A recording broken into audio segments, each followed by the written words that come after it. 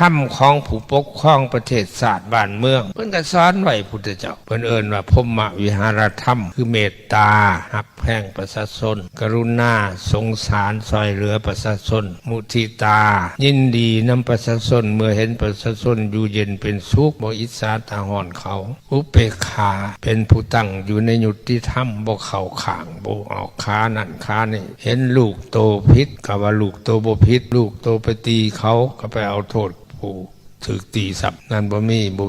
พรหมวิหารธรรมพิษวิสัยของผู้ปกครองพุทธเจ้าเพิ่นสอนหมดเลยธรรมะเพิ่นเปรียบคือลมหายใจอาหารการกินเพิ่นเปรียบคือกฎหมายสังคมโลกเฮานี่สิอยู่เย็นเป็นสุขได้อาศัยปัจจัยสองอย่างคนแต่ละคนผู้หนึ่งสิมีชีวิตอยู่ได้อาศัยปัจจัยสองอย่างหนึ่งการหายใจสองการกินอาหารปลาอันใดก็บ่ได้ปลาลมหายใจก็ตายปลาอาหารก็ตายสังคมเฮาก็มีปัจจัยสองอย่างหนึ่งศีลธรรมสองแล้วกฎหมายบ้านเมืองลมหายใจนี่เพิ่นเปรียบคือกันกับศีลธรรมไผสิไปเปลี่ยนลมหายใจโอ้ยขี้ข้านหายใจทั้งหูดังเด้กูสิหายใจทั้งก้น อาหารการกินนั่นเปลี่ยนแปลงได้เปลี่ยนได้มื้อนี้จะกินลาบเฮ็ดลาบกินมื้ออื่นจะกินก้อยกินจากมื้อนี่กินต้มกินอ้อมเฮ็ดเนี่ยเปลี่ยนแปลงได้อาหารแต่ว่ามีคุณค่าเท่ากันสิปะอาหารก็ตายปะลมหายใจก็ตายมื้อนี้สังคมโลกเฮาสังคมมนุษย์เฮาทั้งหลายเลยก็อาศัยปัจจัยสองอย่างคืออาศัยศีลธรรมกับกฎหมายศีลธรรมเพิ่นเปรียบใส่ลมหายใจกฎหมายเพิ่นเปรียบใส่อาหารการกินลมหายใจศีลธรรมผู้ใดเปลี่ยนศีลธรรมก็คือเปลี่ยนลมหายใจส่วนว่ากฎหมายนั้นเปลี่ยนแปลงได้คือกันกับอาหารมาตรานี้ยุคนี้สมัยนี้บ่เหมาะเปลี่ยนใหม่เปลี่ยนได้ส่วนว่าศีลธรรมเปลี่ยนบ่ได้ไผไปเปลี่ยนศีลเปลี่ยนธรรมอะไรมันอันตรายโลดเดี๋ยวนี้ตามอาตมาสังเกตเบิ่งแล้วรู้สึกว่าประชาชนเฮานี่อยากเปลี่ยนลมหายใจหลายคือเปลี่ยนศีลเปลี่ยนธรรมขาดความเคารพในศีลขาดความเคารพในธรรมนับมือกว้างนับมือคว้างนับมาตั้งแต่เฮายังน้อยตะกี้แต่ไล่แต่หนีขึ้นหลังไปแต่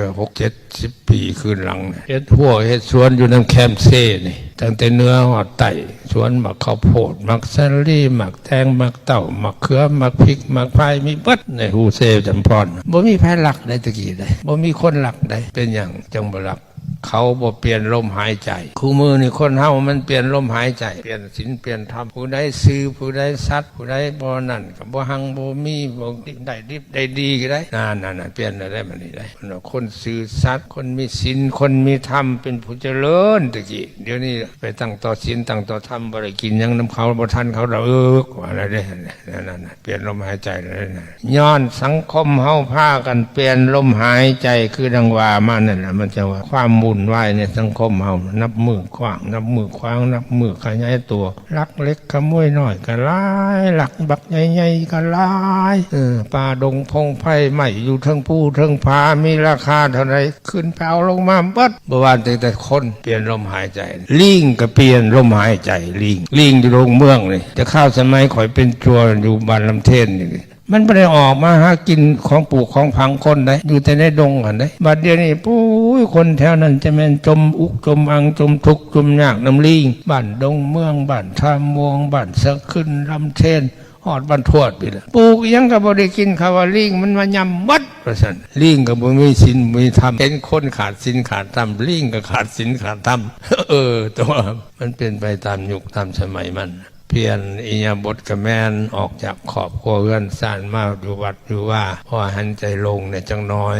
อยู่ในเฮือนในซ่านมันมีแต่ขี้ฝุ่นกลุ่มอยู่จักขี้ฝุ่นจากลูกบ่จักขี้ฝุ่นจากหลานบ่จักขี้ฝุ่นจากอ้ายจากนอกปิวอยู่อัดดังอัดปากไว้พุ่นแหละอย่างขี้ฝุ่นความวุ่นวายนะยิ่งครอบครัวใดกูมือนี่ถือลูกกินยาบ้าแห้งขี้ฝุ่นลาย โอ้เจนนั่นแหละมันถึงยุคถึงปางมันแต่ว่าอะไรก็ตามแต่เฮาในฐานะปฏิญาณตนถึงพุทธเจ้าพระธรรมเจ้าพระสังฆเจ้าเป็นสารณะเป็นที่พึ่งให้มั่นคงขนงแก่นอยู่กับ